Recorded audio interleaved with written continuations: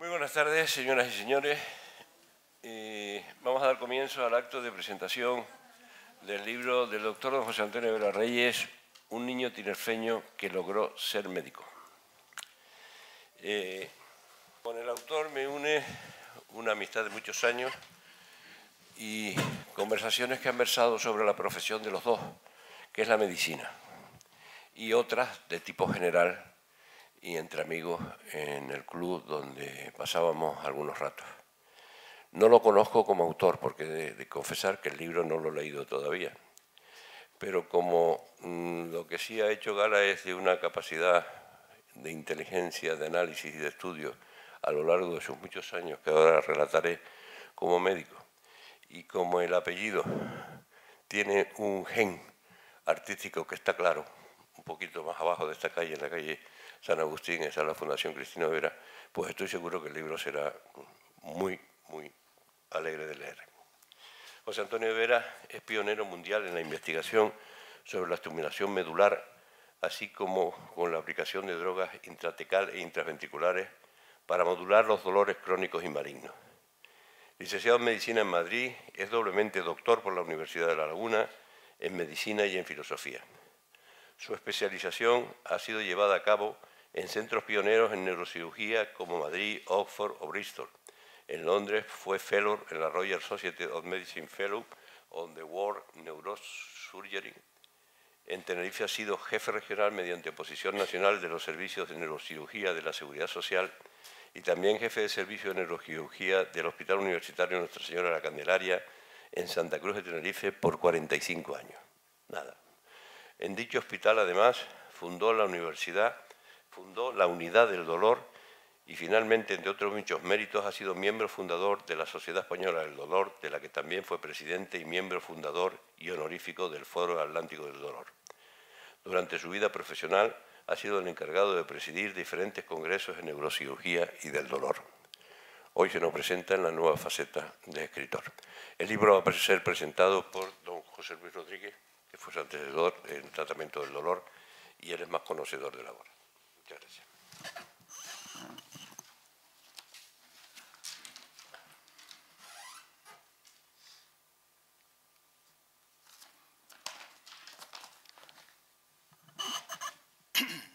Buenas tardes a todos.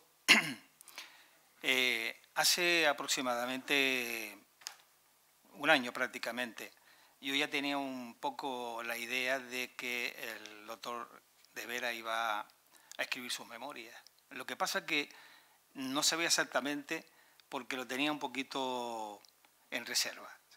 Y fue una noticia muy grata en el momento en que me comunicó que lo había terminado y el que me dijo que le gustaría que yo de alguna manera, el día que lo presentara, pues pudiese hacer un poco la presentación del libro, para lo cual me facilitó el libro y lo pude leer. Entonces yo en un principio lo que he hecho ha sido hacer una introducción de un poco de la figura de José Antonio y cómo los años que llevamos juntos y cómo nos hemos conocido, y después de alguna manera hago un poquito el análisis del libro y la impresión que yo he tenido del mismo. Como introducción, quisiera decir que sobre los años 80, en la década de los 80, yo me incorporé al servicio de anestesiología y reanimación del Hospital Nuestra Señora de Candelaria, procedente del Hospital General y Clínico, y fue cuando conocí por primera vez a José Antonio de Vera. Había oído hablar de él, puesto que era una persona bastante conocida en Tenerife por su profesión. Y yo había iniciado anteriormente en el Hospital General y Clínico ya un poco el comienzo de tratamiento del dolor por aquella época, fundamentalmente con pacientes crónicos de dolor oncológico. Y cuando llegué al Hospital Nuestra Señora de Candelaria, tuve una gran sorpresa, puesto que encontré que él estaba realizando ya este tipo de trabajo. Lo estaba realizando junto con un discípulo que había tenido, que es otro querido amigo para mí, que es el doctor Francisco Robaina Padrón, hoy día en Gran Canaria, y con el que tenemos una entrañable amistad, tanto él como yo. Este Estas labores las estaban ellos haciendo complementarias con neurocirugía, al igual que yo lo venía haciendo con anestesiología. Compartíamos las dos cosas, ¿no? Lógicamente conectamos muy pronto y comenzamos a realizar diversos tratamientos, algunos de los cuales incluso los hacíamos fuera del horario habitual, puesto que era algo que era realmente novedoso, que no estaba dentro de lo que era el programa de los respectivos servicios. Y de esta forma, pues coincidíamos no solamente en quirófano para la realización del trabajo de neurocirugía o de anestesiología, sino también para estos tratamientos para el dolor. En un momento determinado, después de llevar un cierto tiempo, se le ocurrió, una vez que había leído que dentro del INSALU existía la posibilidad de poder realizar interservicios, unidades que se dedicasen a un tema determinado. De esta forma, habló en su momento con el que era director del hospital, se comunicó al INSALU y se le dio el visto bueno, y de esa forma se creó la unidad del dolor del Hospital de la Candelaria, que fue un paso realmente de gigante desde nuestro punto de vista, de todos los que estuvimos en esa unidad. Puesto que después del Hospital 1 de Octubre de Madrid, que fue creada por el doctor José Luis Madriaria, discípulo directo del profesor Bonica en Estados Unidos, nuestra unidad fue la siguiente que se creó en España. De esta forma, estos pacientes que venían siendo tratados en Tenerife y otros muchos que se fueron añadiendo posteriormente, pues fueron beneficiándose de este tipo de tratamiento y fue siendo una unidad de referencia dentro de nuestra isla. A partir de ahí se comienza una labor asistencial, tanto en labores de consulta externa como de técnicas invasivas y no invasivas, con una labor de investigación clínica, con publicaciones y ponencias en congresos nacionales e internacionales por parte de los miembros de la unidad. La unidad fue creciendo y nuestra relación personal, lógicamente, se fue estrechando cada vez más, pasando de ser meros colegas a amigos y también una relación maestro-discípulo. En muchas de las técnicas de las que él fue pionero, fue sucediendo toda esta serie de tratamientos que antes hemos comentado. Estas técnicas no solamente fueron en el campo de la neuroestimulación de cordones posteriores de la médula, que se realizó, si no recuerdo mal, creo que fue el segundo implante en España por primera vez, cuando teníamos electrodos unipolares, que era lo primero con lo que se empezó. Sino también, como el profesor José Carlos Alberto ha comentado, la infusión de fármacos por la vía intratecal e incluso por la vía intraventricular, de la cual presentamos, me acuerdo, en Tokio, una ponencia con los resultados de los pacientes que teníamos, fundamentalmente en pacientes de cirugía maxilofacial, con tumores en los que se hacían para aquella época muchas intervenciones en nuestro centro. Y también técnicas de radiofrecuencia y otros fármacos por la vía oral, que en aquel momento realmente eran escasos. Evidentemente, pues aprendí bastante de todas esas experiencias. Nuestra relación de más de 30 años, en el que hemos estado trabajando juntos hasta la actualidad, en que nos vemos con cierta frecuencia, y quisiera llamar la atención que incluso todavía en congresos, el doctor de Vera sigue yendo a congresos. El año pasado mismo estuvimos en el de la Sociedad Española del Dolor y también el Fórum de Dolor de las Islas Atlánticas, las dos sociedades que junto con otros compañeros él ha sido fundador y yo también. Entonces, de esta manera he podido irlo conociendo a lo largo del tiempo en su vida profesional, muchas anécdotas de su vida que me ha contado como estudiante y como profesional, su relación con el doctor Jiménez Díaz, con el doctor López Ibor, con el doctor Sixto Obrador, que fue su mentor en la neurocirugía, la formación en Oxford con el doctor John Pennebaker, que era su jefe, y con muchos otros. También las relaciones a lo largo de su vida profesional, ya en plena madurez, como los doctores Lexel y Meyerson, que ahora mismo me acaba de comentar que ha fallecido pues, en estos días, por lo visto, con el doctor William Sweet en Boston y con tantos otros que contribuyeron a que hubiese una serie de intercambios de conocimientos que cimentaron el trabajo que realizamos en la unidad. Y porque fueron introducidos, lógicamente, en la misma. Su pericia en el campo de la neurocirugía la viví en los quirófanos, como anestesiólogo, y tanto en las cirugías programadas como lo era en las cirugías de urgencia. La pericia en el campo del tratamiento del dolor la viví con él justamente desde esa década de los años 80 hasta su jubilación. Todo contribuyó a una estrecha relación de amistad de la que me siento muy orgulloso. Ya el profesor José Carlos Alberto ha comentado un poco el currículum, muy por encima, porque realmente tiene otros muchos méritos.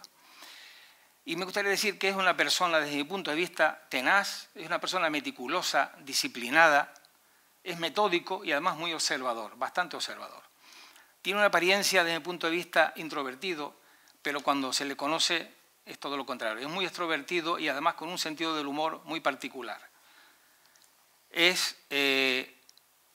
Posee una mente abierta a todo conocimiento, pero no solamente el relativo al de la profesión, sino incluso en otros campos. Y fruto de ello ha sido su trayectoria en la de que, además de mantenerse al día en los conocimientos de la neurocirugía y en el campo del tratamiento del dolor, en sus últimos años de su carrera profesional comenzó estudios de filosofía realizando un máster y también no acaba aquí todo, sino que además, jubilado y con el vigor y tenacidad propio de su juventud habitual, realizó su tesis doctoral en medicina sobre la experiencia que teníamos en cordones posteriores, la estimulación de cordones posteriores de la médula, con nuestros pacientes y, además, no contento con todo esto, realiza la tesis doctoral en filosofía sobre bioética en el dolor, a las cuales las dos asistí. Creo que su trayectoria desde sus estudios de la carrera de medicina, los estudios de posgrado y la formación continuada ha sido conseguida a través de su constancia, su amor a la profesión y su obsesión por conseguir el diagnóstico y tratamiento apropiado para los pacientes, a quienes ha dedicado su vida, sacrificando en muchos momentos, como él mismo ha dicho, el tiempo familiar. Para rematar la faena, por decirlo de alguna manera, presenta sus memorias, que como comenté al principio sabía algo respecto, disculpen, pero no cuándo las terminaría. El libro Memoria de un niño que quiso ser médico es una delicia desde mi punto de vista, con una narrativa de tintes costumbristas, muy descriptiva de los personajes y situaciones, pero que no cansa por lo entrañable de lo que acontece y la curiosidad de ver descrita la vida de la ciudad donde vivía, sobre todo de pequeño, desde hace tantos años. Asimismo despierta interés por la forma amena en contar la evolución de su vida en la juventud, como sigue describiendo su devenir diario, las clases, los profesores, las diferentes anécdotas que suceden tanto en los estudios como en su vida personal y en la relación con sus compañeros de pensión, con anécdotas muy divertidas, y las personas que le rodean en el ámbito en el que él transitaba habitualmente. Es muy interesante la descripción que hace, todavía como estudiante de medicina, de sus estancias en los hospitales y su relación con los diferentes profesores, así como los momentos de estudio en el Ateneo de Madrid, de los cuales me ha contado muchas anécdotas.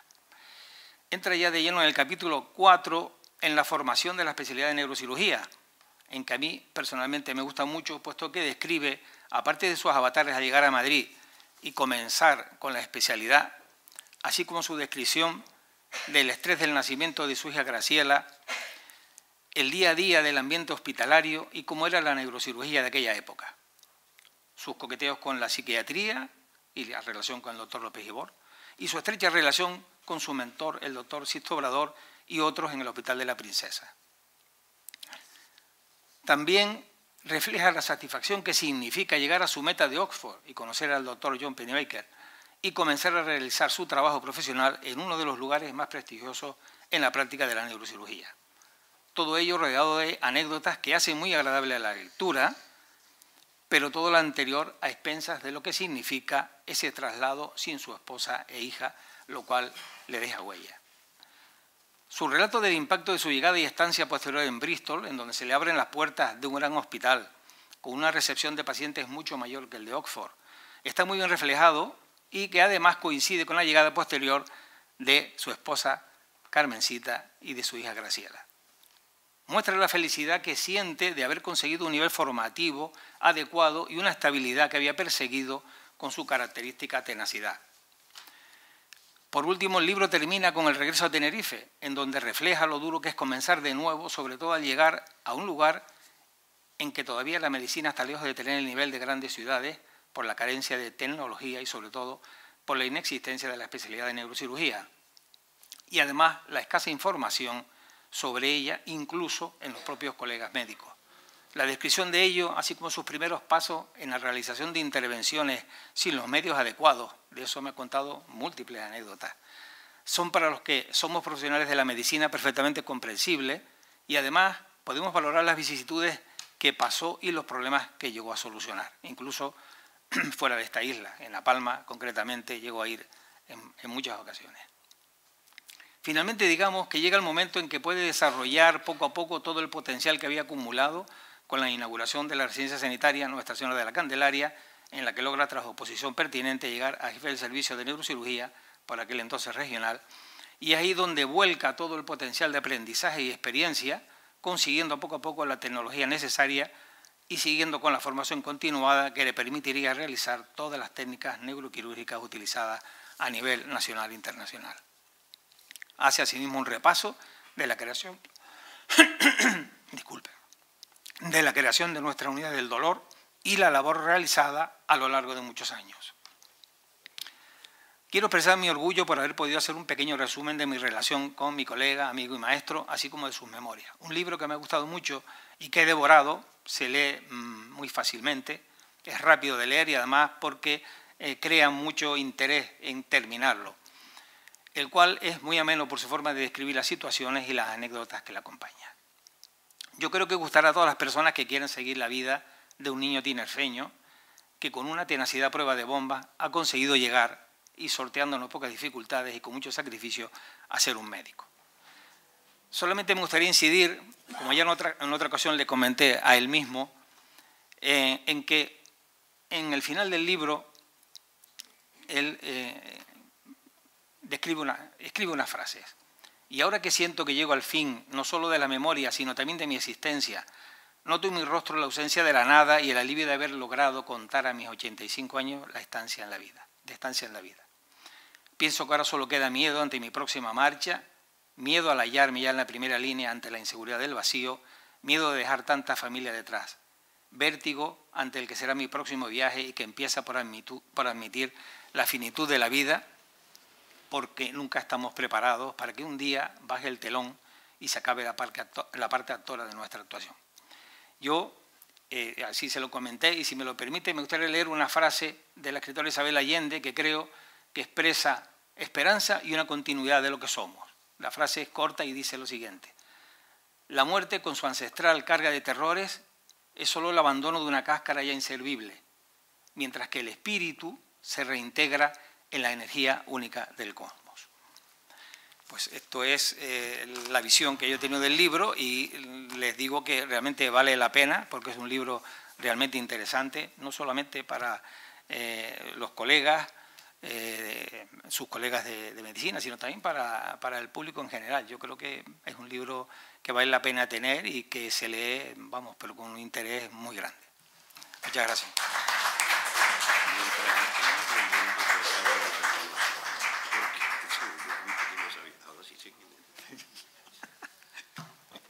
Hace mucho tiempo. Tiene la palabra. Y nosotros nos vamos allí porque no Sí. sé por qué no nos pusiste la palabra. Ah, no hay diapositiva. Ah, claro que no.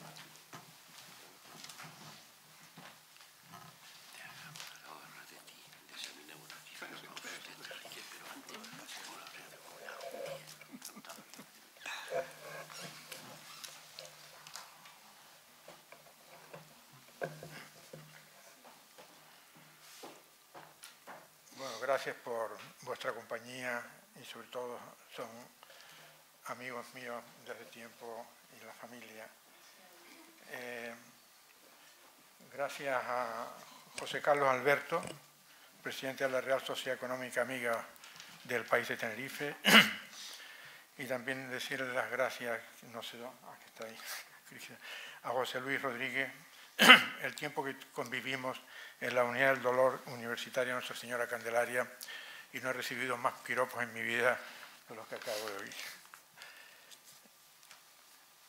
Y por último, gracias a Carmen Alventosa, que siempre ha permanecido detrás del telón.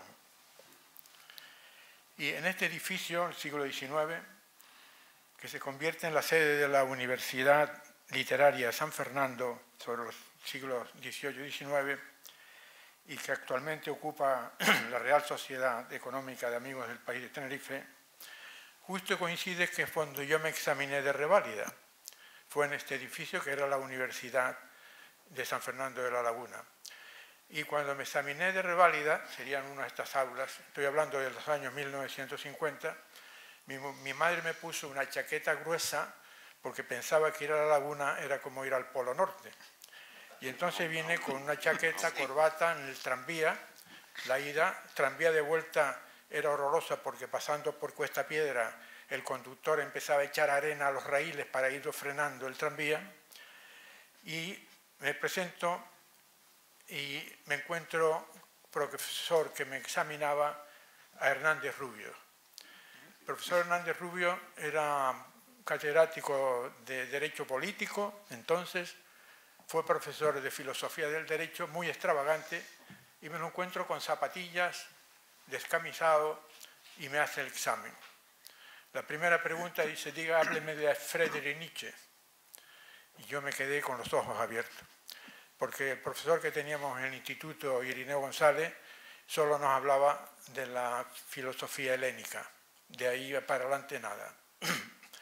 Pues me mandó a la Academia Alsola, que está al terminal de la calle.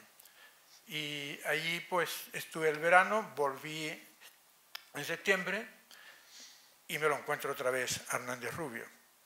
Y me dice, hábleme de Friedrich Nietzsche. Yo ya había comprado una de las obras de Friedrich Nietzsche, Así habla Zaratustra, había leído toda su biografía. No sé si es la pregunta esa, se la hacía a todo el mundo, pero lo cierto es que yo le contesté bastante y ya se nota que usted conoce a este filósofo. Y así fue una de las historias que tendría que hablar de este edificio, que precisamente para mí guarda un valor sentimental de esa época. También analizar por qué tengo el título de un niño tinerfeño que logró ser médico, porque influyeron mucho en mí en cambiarlo o ser un niño tinerfeño que logró ser neurocirujano. Pero la razón fue que de pequeño, cuando yo iba caminando con mi tío Pepe, que era catalán y que era delegado de medicina de laboratorios, con mi padre también que le ayudaba, y nos cogía de la mano a mí y a mi hermano, y cada vez que pasaba al lado de un médico en ese entonces, ¿no?, viene un doctor, hacía una reverencia con la cabeza, y yo me acostumbré, cuando veía a un médico hacía la reverencia, la hacía yo también la reverencia. Y entonces para mí el ser médico era como llegar al cielo. Entonces estoy hablando de los 8 a 10 años. Y esa fue una de las razones que pensé en plasmarlo en el niño tinerfeño que logró ser médico, por esas vivencias que tuve yo en esa época. Y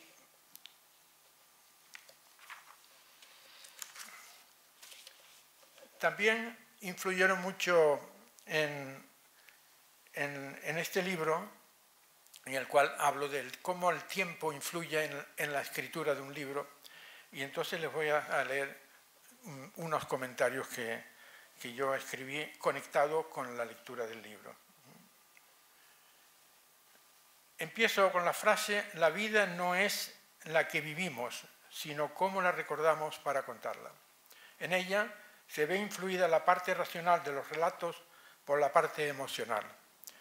Tomar decisiones racionales siempre se verán influidas por el sistema límbico, con sus conexiones con el giro dentario del hipocampo, que juega un papel importante en la memoria de larga duración. Cuando empecé a escribir estos recuerdos, alentados por amigos y profesores de filosofía, entre ellos estaba Manuel Liz, Margarita Vázquez, María José Guerra, que está con un gripazo que viene de Madrid, no de la China, y que no pudo venir a la presentación, y en especial la doctora Romero. Muchos de estos recuerdos salían a la superficie de mi yo dormido, y me levantaba a las 5 de la madrugada para grabarlos o escribir, pues de lo contrario al día siguiente eran olvidados. Parecido me pasó en mi jubilación y lo relaciono con la sensación de miembro fantasma o la sensación de mirarme al espejo y verme con claridad o desdibujado. Al no ser una biografía, sino unas memorias, es admisible que entre algunos momentos juegue la ficción. Hablar de unas memorias hay que hablar del tiempo, no del cronológico, sino del tiempo en filosofía. Desde la teoría kantiana se entiende al tiempo como una forma de intuir lo acontecido, virtud que le pertenece exclusivamente al hombre, y dentro de esta concepción el tiempo no es relacionado con el movimiento ni con lo externo a las personas, sino como algo interior y personal que permite organizar las experiencias íntimas.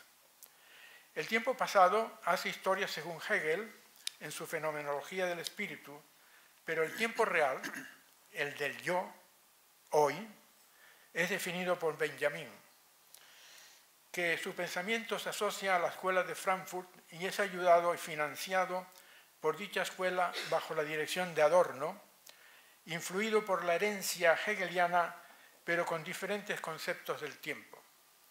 Se suicida en Porvoo, era judío y venía huyendo de los desastres de esa época hitleriana, y al no tenerse que presentar con el pasaporte en Francia, que estaba controlado por los alemanes y sabía que lo iban a detener, se suicidó en el lugar de Portbou, cerca de las Vascongadas, porque tenía intención de llegar a Portugal y a Estados Unidos, donde le esperaba Adorno, su profesor.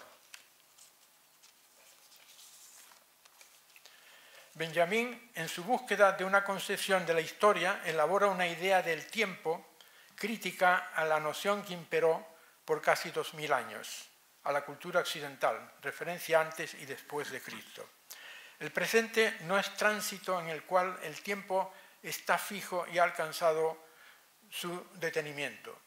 Funda una noción del presente con tiempo ahora que es comprendido con la detención mesiánica del acaecer de esta manera. El acontecimiento fundamental está sucediendo siempre y la meta no se encuentra en el horizonte, sino que ya está en el presente. Me gustaría también citar una cita favorita de William Shakespeare: "It is not the stars to hold our destiny, but in ourselves." Está en las estrellas definir nuestro destino, sino en nosotros mismos. Y me gustaría finalizar la página que a José Luis no le gusta tanto y que la voy a ver otra vez a leer, a ver si yo puedo convencer en la segunda edición de quitarla. Y es una conectada con Martin Heidegger, que fue un filósofo de la época de Hitler y fue nazi, hizo conferencia a los estudiantes en pro de las razas arias, y luego ya se convirtió y lo echaron de la universidad, y luego ya fue a la Selva Negra, a una cabañita que tenía allí, y entonces hablaba mucho de la finitud del ser. El ser es finito, aunque no somos conscientes de eso. Y posiblemente por eso yo he escrito esto, que lo habrá escrito en una de mis cinco madrugadas que tan frecuente tenía. Y ahora que siento, llego al fin, el finitud del ser, no solo de las memorias, sino también de mi existencia. Noto en mi rostro la ausencia de la nada y el alivio de haber logrado contar mis 86 años de estancia en la vida. Pienso que ahora solo queda miedo ante mi próxima marcha, miedo al hallarme yo en la primera línea ante la inseguridad del vacío. Esto de inseguridad del vacío también, Sartre, en su existencialismo, pensaba que el género humano iba a una pendiente hacia abajo y era consciente que iba a llegar al final de esa pendiente y le provocaba la ansiedad y la angustia. Vértigo ante que será mi próximo viaje y el que empieza por admitir la finitud de la vida, porque nunca estamos preparados para que un día baje el telón y se acabe la parte actora de nuestra acción. Un poco el teatro. Nosotros tenemos una parte actora, no siguiendo a los abogados cuando van a un juicio, pero nuestra parte actora, donde la parte emocional influye mucho en la parte racional, más del 60%, aunque no creamos que es así. Y para decirle a José Luis también que está en preparación mi otro libro que se llama Cartas, está en marcha, y ese será otro libro que posiblemente no sea pesimista. Y ya para terminar, decir que hoy precisamente, ya lo ha mencionado José Luis, se murió una persona que era como un hermano para mí, Björn Meyerson. Estuvimos mucho tiempo juntos formándonos con Lexel en Estocolmo y luego nació el mismo día, el mismo mes y el mismo año que yo. Y muchas noches pasábamos con los experimentos del Excel vigilando a las ratas, a los gatos, cuando los estimulábamos y tomando las constantes vitales de estos experimentos. Por lo tanto, lo siento y muchas gracias por estar conmigo hoy.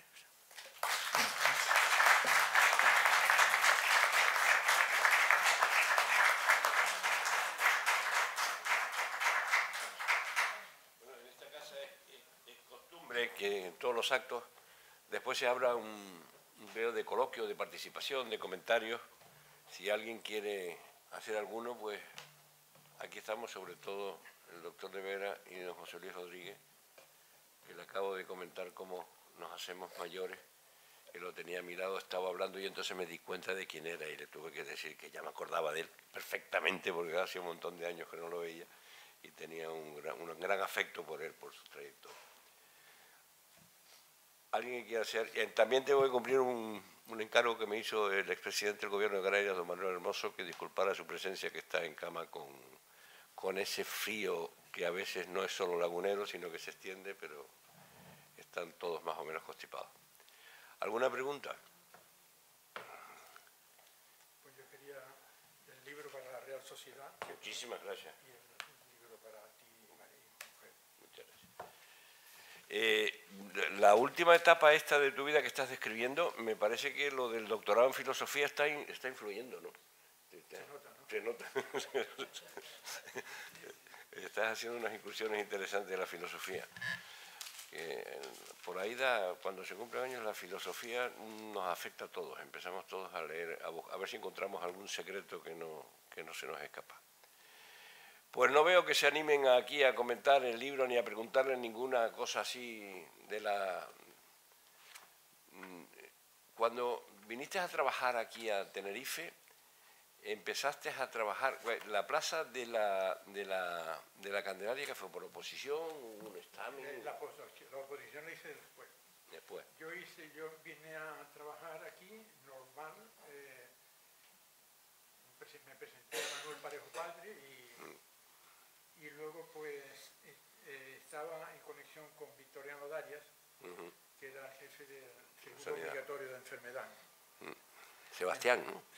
Sebastián y Victoriano. Sebastián estaba de ayudante y Victoriano era... Y entonces, cuando se abrió la residencia, me llamó él, para que acudiera a un posible hematoma sutural. Yo salía de una hepatitis, pero aún así, convaleciente, fui con mi caja de trépanos y le hice un par de trépanos y no tenía hematoma sutural, sino una atrofia cerebral. Pero entonces me contrataron por acto médico.